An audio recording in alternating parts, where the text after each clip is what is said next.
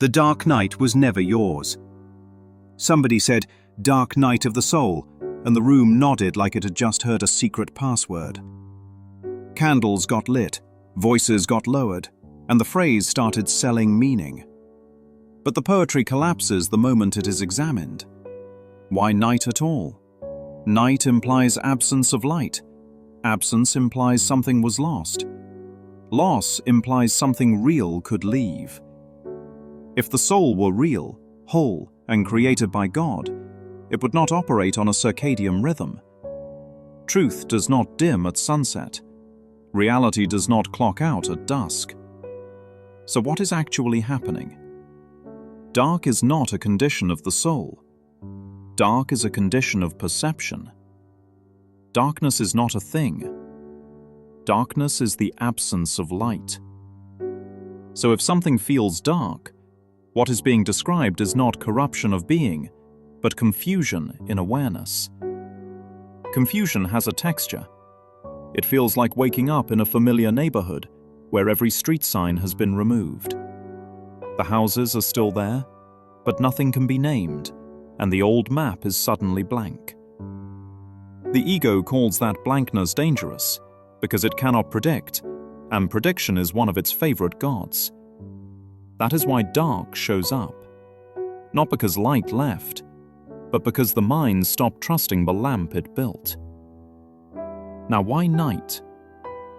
Night is symbolic language for disorientation. Night is the hour when reference points disappear. Night is when old meanings stop working. Night is when the stories that once anesthetized the heart fail to do their job. It is the moment the usual distractions taste like cardboard. The ego experiences that loss of orientation as threat. It says, if the story dies, then the storyteller dies. So it names the moment night and dramatizes it.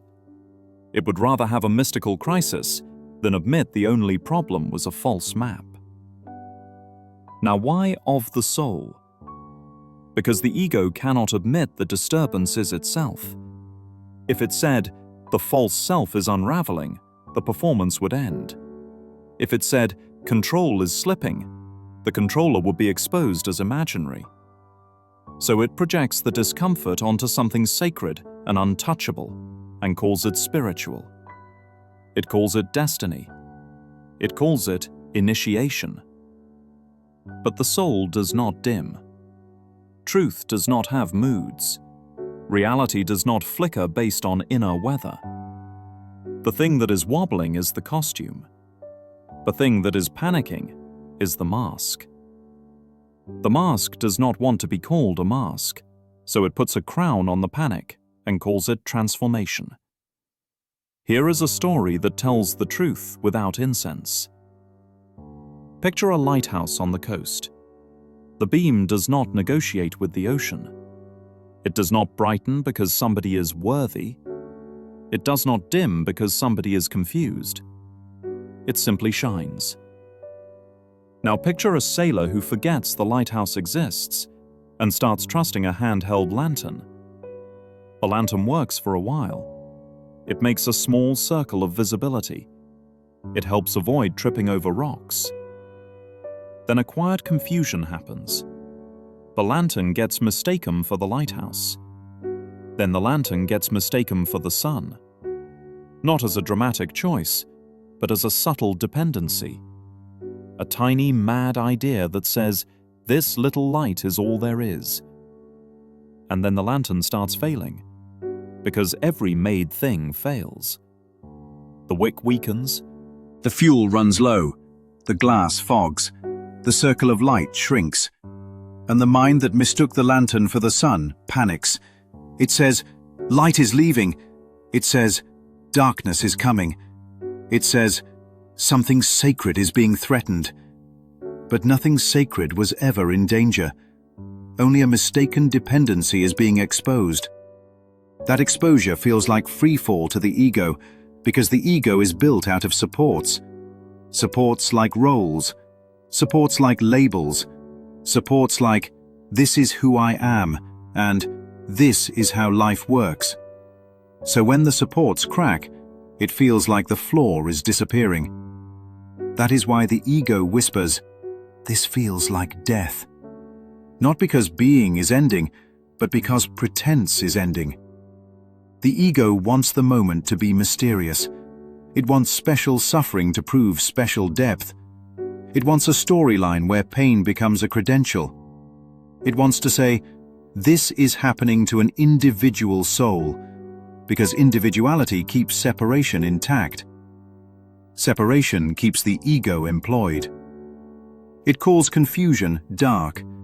It calls disorientation night. It calls the whole thing of the soul, so nobody asks the simpler question. What if the only thing collapsing is a self-concept? Now the quiet undoing. If darkness is only absence, darkness has no substance. If darkness has no substance, it cannot be an enemy. If it cannot be an enemy, it cannot win. The moment light is recognized, darkness is revealed as never having been there. Not defeated, just exposed. That is why the phrase is both helpful and misleading. Helpful because it points to a real internal collapse of false reference points. Misleading because it implies the collapse belongs to what is real. The collapse belongs to what was never real.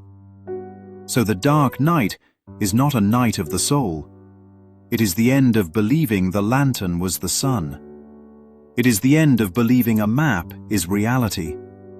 It is the end of believing an identity is a self.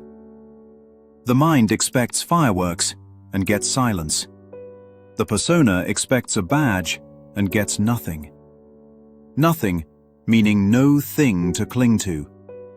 Nothing died. Nothing went dark. A story thinned. A grip relaxed. A lantern was mistaken for the sun, and when it failed, panic followed. That is not night. That is the moment before recognizing light was never gone.